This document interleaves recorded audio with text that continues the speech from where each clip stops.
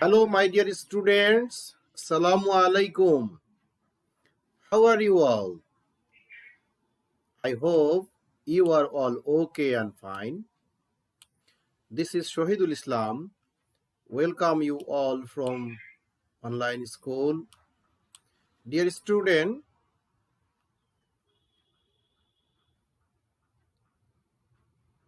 I don't like to waste my time. Let's enjoy the class. Today I will discuss with you very important, very valuable, very effective and very easy topic with you. প্রিয় শিক্ষার্থীবৃন্দ, এতক্ষণে যারা আমার সঙ্গে লাইভে যুক্ত হয়েছো, পারুলিয়া উচ্চ বিদ্যালয় অ্যান্ড কলেজের পক্ষ থেকে স্বাগত জানাচ্ছি। আমি শহীদুল ইসলাম। আমি আজ ষষ্ঠ শ্রেণীর শিক্ষার্থীদের, ক্লাস 6-7 শিক্ষার্থীদের একটি চমৎকার বিষয় নিয়ে কথা বলবো। তোমরা ক্লাসটি সবাই উপভোগ করো। ষষ্ঠ সপ্তম শ্রেণীর শিক্ষার্থী ছাড়া অন্যান্য যারা স্টুডেন্ট আছো 9, 10, 11, 12 এমনকি 5, 4 তোমরাও যুক্ত হতে পারো, কারণ আজকের পাঠটি খুবই রসালো এবং মজার। হ্যাঁ, তো টপিকটা আমি একদম বলে দিই, ডিক্লেয়ার দিয়ে দিই। বাংলায় তোমরা পদাশ্রিত অব্যয় একটি কথা শুনেছো কি? বাংলায় দেখো যে বিশেষ্য, বিশেষণ, সর্বনাম, অব্যয়, ক্রিয়া। এই যে অব্যয়, এইটাকে আমরা ইংরেজিতে বলি প্রিপজিশন। কি বলে থাকি? প্রিপজিশন। বন্ধুরা দেখো, আমি লিখে দেই প্রিপজিশন।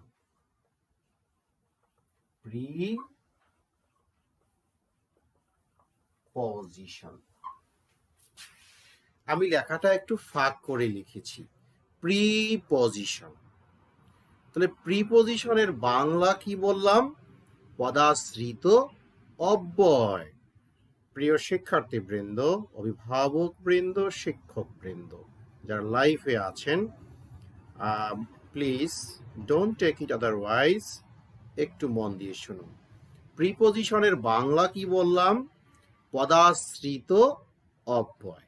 আর্টিকেল যখন শিখিয়েছিলাম তখন বলেছি কি? পদাশ্রিত নির্দেশক। আর্টিকেলের বাংলা কি? পদাশ্রিত নির্দেশক। পদকে আশ্রয় করে যে নির্দেশনা দিয়ে থাকে, একটি, এইটি, ওটি, হ্যাঁ, যেমন একটি কলম, মনে পড়ে না? ওকে, ঠিক অনুরূপ ভাবে আজকে আর একটা জিনিস আমরা শিখব। ওটা ছিল নির্দেশক, আর এটা হলো পদাশ্রিত অব্যয়। তো প্রিপজিশনের কাজ কি? প্রিপজিশন বাক্যকে কি করে, কেমন করে, আমরা একটা এক্সাম্পলের মাধ্যমে এখন শিখব। ওকে বন্ধুরা, দেখো, the book is on the table. একদম কমন একটি এক্সাম্পল, যেটা সবসময় তোমরা বইয়ে দেখে থাকো, সব স্যাররাই বলে, সেটাই আমি তোমাদেরকে দিলাম। ধরো ধরো এটি একটি টেবিল। হ্যাঁ, এটি একটি কি? একটা টেবিল। ধরে নাও টেবিল। এই টেবিলের উপরে একটা কি আছে? একটা বই আছে টেবিলের উপরে। হ্যাঁ, ভালো একটা বই। তাহলে বইটি কোথায়? দেখো, বইটি কোথায়? বইটি হলো টেবিলের উপরে। The book is where? The book is on the table. বইটা কোথায়? টেবিলের উপরে। এখন যদি আমি এই অনটাকে তুলে দেই, বন্ধুরা দেখো তো এখন অর্থটা কি হয়? The book is the table. বইটা হয় এখন টেবিল। সর্বনাশ, পাগলের প্রলাপ হয়ে যাচ্ছে না? আগে বললাম বইটি টেবিলের উপরে, আর এখন বলতেছি, এখন মিনিংটা কি হচ্ছে? বইটা হয়ে গেল টেবিল। সর্বনাশ হয়ে গেল না? তাহলে প্রিপজিশন কি করে? প্রিপজিশন একটু তোমরা এখন যারা 6-7 আছো, দেখো তো, তাহলে প্রিপজিশনের দরকার আছে না?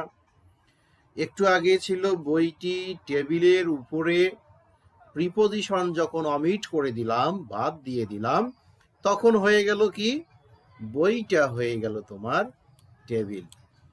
হ্যাঁ, তাহলে দেখো কত বড় সর্বনাশ। আমাদের প্রিপোজিশনের প্রয়োজন আছে। প্রিপোজিশন ছাড়া কি বাক্য চলতে পারে? আমরা বাক্য গঠন করতে পারি? হ্যাঁ, দেখো, এক, প্রিপোজিশন বাক্যকে মিনিংফুল করে। প্রিপোজিশন কি করে? এক নম্বরে বাক্যকে কি করে? মিনিংফুল করে। হ্যাঁ, এক নম্বরে প্রিপোজিশন বাক্যকে মিনিংফুল করে, অর্থাৎ অর্থবহ করে। অর্থবহ করে, চমৎকার করে। বাক্যটাকে পূর্ণাঙ্গ অর্থ দ্বারা প্রকাশে সাহায্য করে। আর যদি প্রিপোজিশন না থাকে তাহলে বাক্যটা অর্থহীন হয়ে যায়। তাহলে প্রিপোজিশনের প্রয়োজন আমাদের আছে। প্রিপোজিশন কি করে? বাক্যকে অর্থপূর্ণ করে, বাক্যকে সুশৃঙ্খল করে, বাক্যের বক্তার মনের ভার পূর্ণাঙ্গ রূপে প্রকাশ করে, তাই না? আর যদি প্রিপোজিশন না থাকে, বাক্যটা কি হয়? বাক্যটা দুর্বোধ্য হয়, মিনিংলেস হয়, পাগলের প্রলাপ হয়। দেখো না, হাটে ঘাটে যেখানে সেখানে পাগলরা কখন যে কি বলে, তার কোনো কি ইয়াত্তা আছে? কখন কি বলতেছে, কখন গান গাচ্ছে, কখন কান্না করতেছে, কখনো ডান্স করতেছে, দেখেই তো মনে হয় এটা পাগল। কারণ পাগলের, আমরা গ্রামে একটা প্রবাদ শুনেছি বা শুনে আসি, পাগলে কিনা বলে আর ছাগলে কিনা খায়, তাই না? পাগলের কথা আমরা শুনি না, কিন্তু পাগলও তো কথা বলে। পাগলের কথাগুলো হচ্ছে অর্থহীন। আর পাগল নয় যারা, তাদের কথা হলো অর্থপূর্ণ।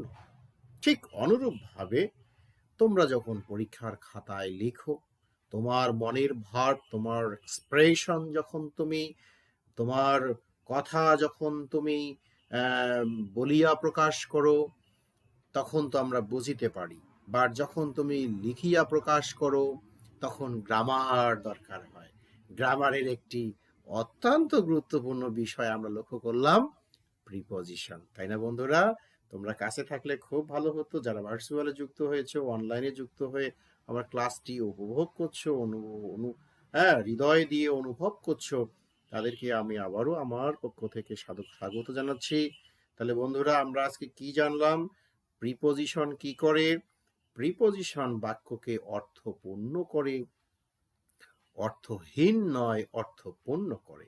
যদি বাক্যটি অর্থপূর্ণ না হয়, তাহলে তোমার লেখনীটাও হবে পাগলের মতো। যেমন পাগলে কিনা বলছে, হ্যাঁ, কখন কি বলছে, কখনো ইন্ডিয়ার কথা বলছে, কখনো ওর মায়ের কথা বলছে, কখনো কাপড় ছিঁড়ে ফেলে দিচ্ছে। বন্ধুরা, মজা করার জন্য বলছি না। ঠিক লিখনির মধ্যে তোমার যদি প্রিপোজিশনের এরকম হেরফের হয়, প্রিপোজিশন না দাও, ঠিক তেমনি এরকমই হবে। বইটা হয়ে যাবে টেবিল, টেবিলটা হয়ে যাবে বই, মাথাটা হয়ে যাবে, হ্যাঁ, মনে করো যে শার্ট, শার্ট হয়ে যাবে মাথা। মানুষ শুনে হাসবে, তাই না? তাহলে আমাদের কি করতে হবে? প্রিপোজিশন সম্পর্কে জানতে হবে। আমি 2 মিনিট ধরে প্রিপোজিশনের গুরুত্ব নিয়ে তোমাদের সাথে কথা বললাম। আশা করি তোমরা বুঝতে পেরেছো। ওকে বন্ধুরা, এখন দেখো তাহলে প্রিপোজিশন গুলো কি কি আমরা জানি। তোমরা একটু বলো, আমি লিখি। বাট এই মুহূর্তে তোমাদের ক্লাসরুম হলে তোমরা বলতে, আমি লিখতাম। তো আমি একটা সুযোগ আছে মোবাইলে, যে কমেন্টসের মাধ্যমে তোমরা জানাতে পারতে, বাট সেও সুযোগটা আমি দেব না এখন, এই কারণে যে সময় খুবই শর্ট, তাই না? তোমরা এখন অনলাইনে আছো, আমি তোমাদেরকে হেল্প করছি। হ্যাঁ, ওকে, তাহলে দেখো প্রিপোজিশন গুলো কি কি আমি পরিচয় করে দেই। প্রিপোজিশনগুলো দেখো, অন, ইন, ইনটু, তাই না? মনে পড়ছে তোমাদের? On, in, into, at, by, with, for, from, beside, হ্যাঁ, outside, inside,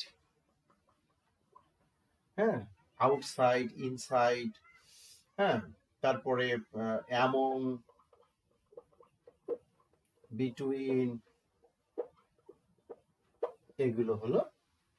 এগুলো কি, এগুলো হলো প্রিপজিশনস।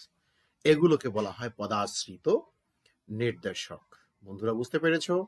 তাহলে দেখো যে অনেকগুলো প্রিপজিশন আছে। প্রিপজিশন নিয়ে এমফিল করা যায়, পিএইচডি ডিগ্রি করা যায়। তাহলে প্রিপজিশনটাকে তোমরা ছোট করে দেখিও না, এটা অনেক বড়, এটা অনেক বড়। প্রিপজিশনের ব্যবহার খুবই সহজ, কিন্তু এর গভীরতা অনেক বেশি।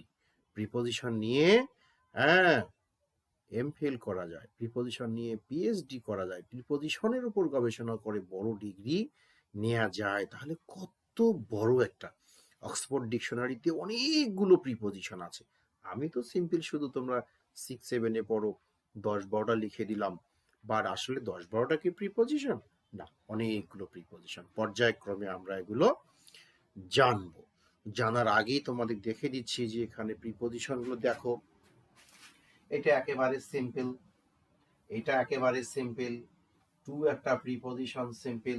আবার দেখো ইন টু, হ্যাঁ, ইন, আবার একটা কি আছে টু, তার মানে এটা একটা এটা একটা, সমান সমান কি হয়ে গেল, দুইটা, সমান সমান কি হয়ে গেল, দুটো।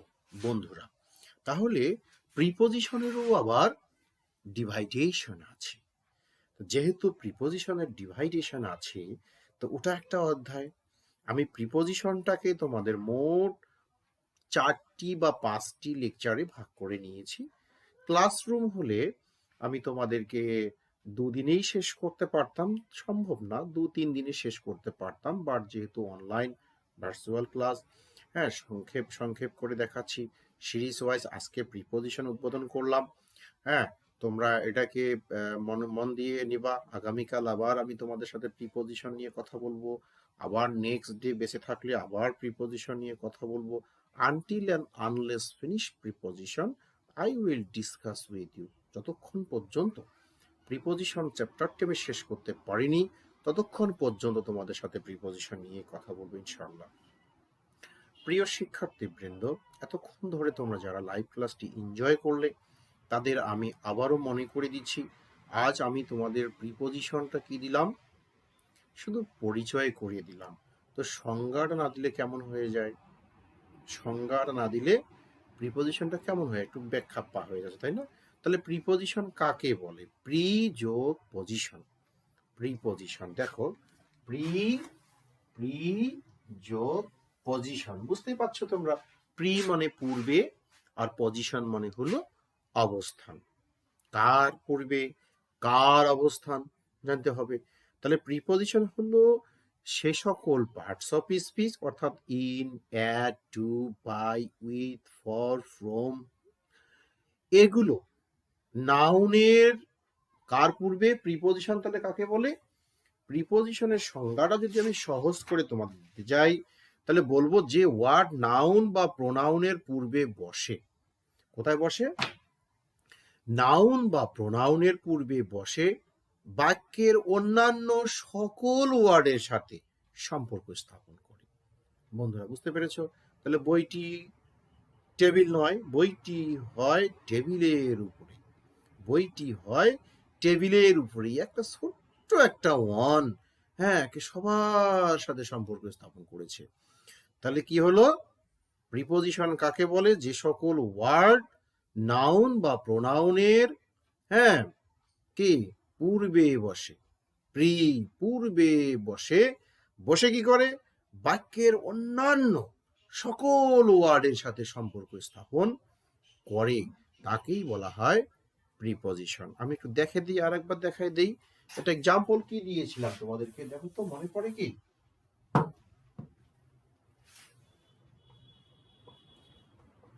The pen is on the pocket. হ্যাঁ, the book is on the table. তোমরা এখানে কিন্তু ইনও বসাতে পারো, বাট এটা নিয়ে এখন কথা বলবো না, এটার অনেক ব্যাপার আছে। কখনো ইন হবে, ইন মানে ভিতরে। যখন তোমাদেরকে আমি গভীরে গিয়ে আলোচনা করব তখন কোথায় ইন, কোথায় ওয়ান, কোথায় আউট পরে শেখাই। আপাতত দেখো, the book is on the table, বইটা টেবিলের উপরে। এখন অনের সাথে বুকের সম্পর্ক আছে, অনের সাথে ভার্বের সম্পর্ক আছে, অনের সাথে আবার টেবিলের সম্পর্ক আছে। তাহলে অন এমন একটা অনুঘটক, হ্যাঁ, এমন একটি পদাশ্রিত অব্যয় যা বাক্যের সকল শব্দের সঙ্গে সমানভাবে সম্পর্ক স্থাপন করছে। প্রিয় শিক্ষার্থীবৃন্দ, তাহলে কি হলো প্রিপজিশন? কি প্রিপজিশন হলো সেই সকল পার্টস অফ স্পিচ যারা নাউন এবং প্রোনাউনের পূর্বে বসে এবং বাক্যের সকল ওয়ার্ডের সাথে সম্পর্ক স্থাপন করে, তাকেই বলা হয় প্রিপজিশন। আমি আগামীকাল তোমাদেরকে কাইন্ডস অফ প্রিপজিশন নিয়ে কথা বলবো। বাড়ির কাজ হিসাবে তোমাদের থাকলো প্রিপজিশন কাকে বলে, কত প্রকার ও কি কি একটু দেখে নিও। ওকে, ভালো থাকো সবাই, সুস্থ থাকো। করোনা ভাইরাসের প্রাদুর্ভাব দিন দিন বেড়েই যাচ্ছে। তোমরা অযথা বাইরে ঘোরাঘুরি করবে না, না করে কি করবে তাহলে, বাড়িতে বসে পড়াশোনা করো, পিতামাতাকে সাহায্য করো, নিজের কাজ করো, পরীক্ষার জন্য প্রস্তুতি নাও। ওকে, ভালো থাকো সবাই। Thank you very much. আসসালামু আলাইকুম।